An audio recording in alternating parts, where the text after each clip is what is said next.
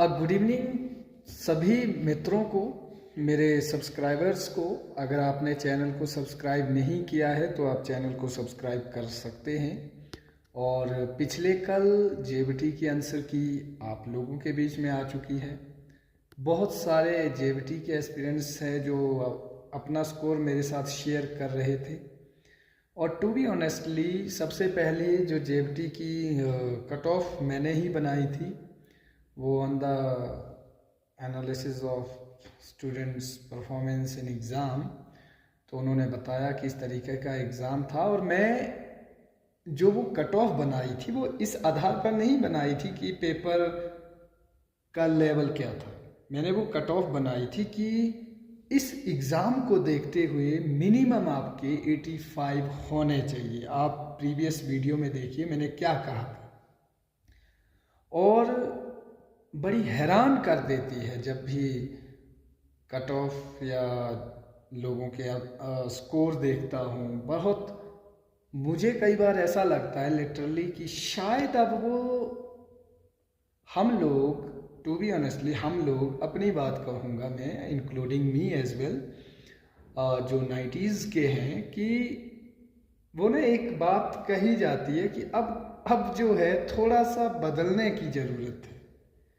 ऐसा नहीं है कि तुमसे ना हो पाएगा, ऐसा नहीं है, पर थोड़ा सा रैपिडली चलने की ज़रूरत है। आप लोगों को समझने की ज़रूरत है कि अगर आप 75% नहीं है, I am not talking about कि 75 score, I am just talking about कि आपका स्कोर 70+ होना चाहिए। 70% एटलीस्ट।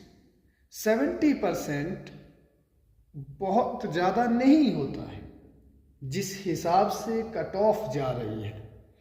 जेएफटी वालों का स्कोर ओबीसी में कोई 91 है, एससी में 94 जा रहा है, 92 जा रहा है। मैं किसी दोस्त की किसी आंसर मतलब एक रैंक मित्रा देख रहा था। रैंक मित्रा अप्रोप्रिएट चलता है। मैं अपने केस को, जब मैंने सीबीएसई इंग्लिश का एग्ज़ाम दिया था, जो मैंने देखा था कि मेरा जो रैंक था, मैं एक एनालिसिस लेके चला था कि शायद इतने में इतने लोग बचे होंगे जो मेरे से ज़्यादा होंगे, तो शायद अप्रोप्रिएट मेरा रैंक ये रह सकता है। तो मुझे 85 का स्कोर जब मिलता है तो उसका रैंक 500 कुछ है। 82 वाले का रैंक जो है वो 600 कुछ है। तो कंपटीशन कहाँ पे है? मतलब कंपटीशन का लेवल हम जो मतलब मेजर नहीं कर सकते कि बहुत हाई है। लेकिन अगर चाहे वो अंग्रेजी की बात की जाए या मैथमेटिक्स की बात की जाए, कुछ लोग आ जाते हैं ज्ञान देने कि सर आप नहीं कहेंगे नॉर्मलाइजेशन हेल है। वो तब भी कहा था, अपनी बारी में भी कहा था।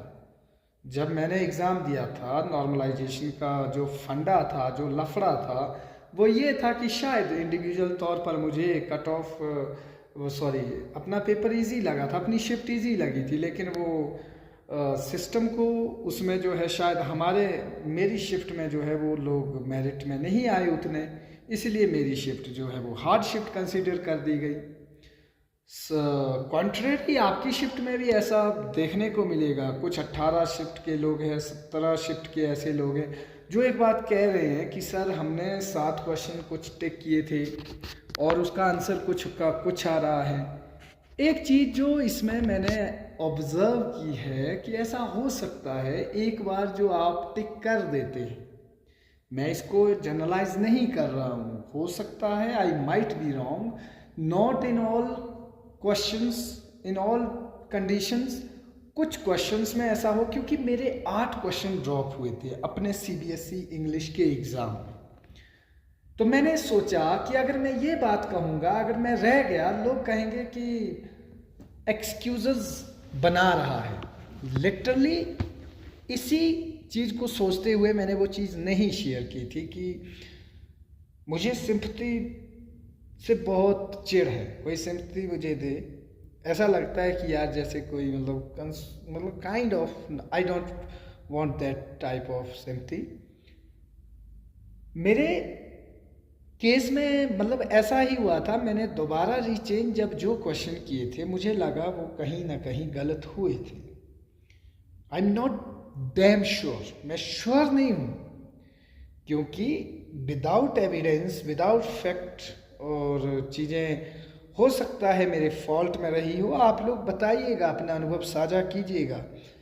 लेकिन जब ऐसा ब्लंडर कहीं पर देखा जाता है, सपोज करो आपके 4 एक क्वेश्चन गलत हो गए वैसे, और आप शिफ्ट के मारे हुए ऐसी शिफ्ट में आ गए जहाँ पर जो है एक शिफ्ट में जो है 8 क्वेश्चन ऊपर बढ़ गए और आपकी शिफ्ट में 4 क्वेश्चन नीचे रह गए। इस केस में आपकी शिफ्ट में ऐसा कुछ गड़बड़ हो गया कि आप जो है 2-3 नंबर से ऊपर उठ जाने थे और आपके उसी ब्लंडर ने आपके साथ ऐसा कर दिया, फिर क्या होगा?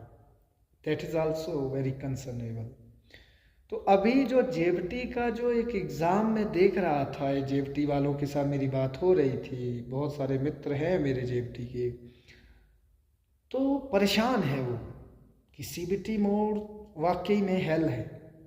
मैं भी कहूँगा CBT mode is not future. 18 shift में, किसी शिफ्ट में आप जो है वो 10 नंबर का आपको बोनस मिल रहा है, किसी में 5 नंबर का बोनस मिल रहा है, किसी में 2 नंबर का, किसी में बोनस ही नहीं मिल रहा है। तो मीन्स कि देयर इज समथिंग जो किसी के साथ प्ले कर रहा है, फ्यूचर के साथ। मेरा एक अच्छा मित्र है, उसकी काफ़ी अच्छी कमांड है मैथमेटिक्स पे, बहुत अच्छा है वो। आई एम नॉट सेइंग कि लाइक अगर 25 क्वेश्चन आएंगे तो वो 20 करने की कैपेबिलिटी रखता है।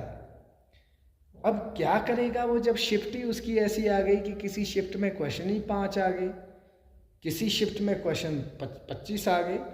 एक तरीका होना चाहिए, एक एग्ज़ाम को मतलब बैलेंस रखने की अप्रोच होनी चाहिए कि आप ठीक है, आप रखिए जो भी, कम से कम एक डिवाइडेशन तो इक्वल कीजिए।